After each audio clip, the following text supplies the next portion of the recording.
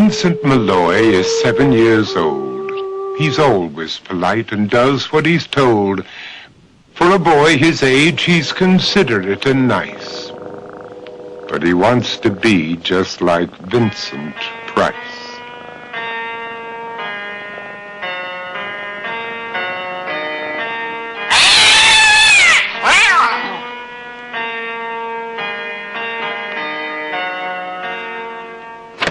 He doesn't mind living with his sister, dog, and cats, though he'd rather share a home with spiders and bats.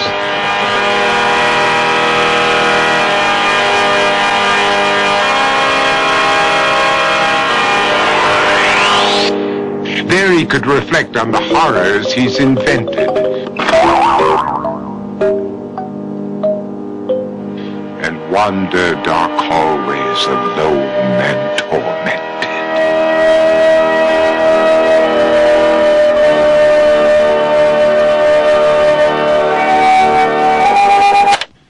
Vincent is nice when his aunt comes to see him, but imagines dipping her in wax for his wax museum.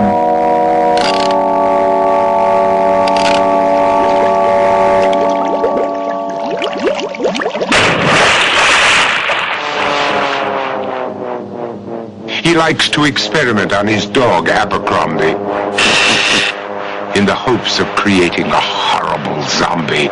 So he and his horrible zombie dog could go searching for victims in the London fog. His thoughts, though, aren't only of ghoulish crime. He likes to paint and read to pass some of the time. While other kids read books like Go, Jane, Go, Vincent's favorite author is Edgar Allan Poe.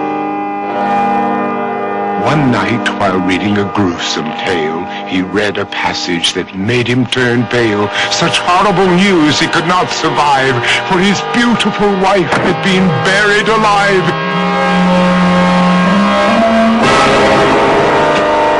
He dug out her grave to make sure she was dead, unaware that her grave was his mother's flower bed. His mother sent Vincent off to his room. He knew he'd been banished to the Tower of Doom, where he was sentenced to spend the rest of his life alone with the portrait of his beautiful wife. While alone and insane, encased in his tomb, Vincent's mother burst suddenly into the room. She said, "If you want to, you can go out and play. It's sunny outside and a beautiful day."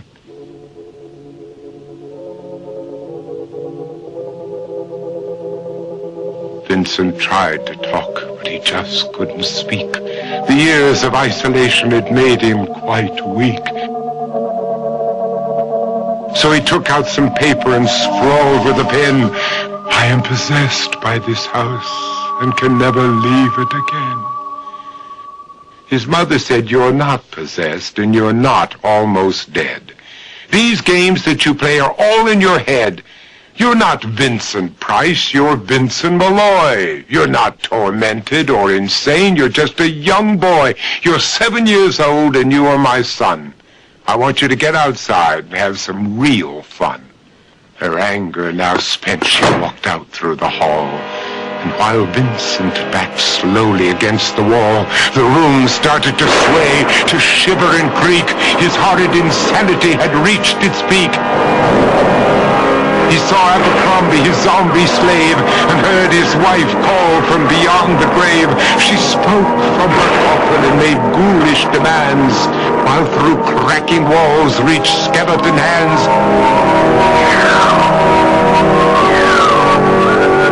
Every horror in his life that had crept through his dreams swept his mantle after to terrified screams.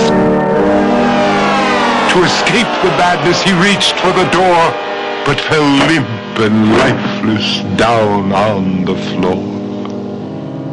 His voice was soft and very slow as he quoted The Raven from Edgar Allan Poe.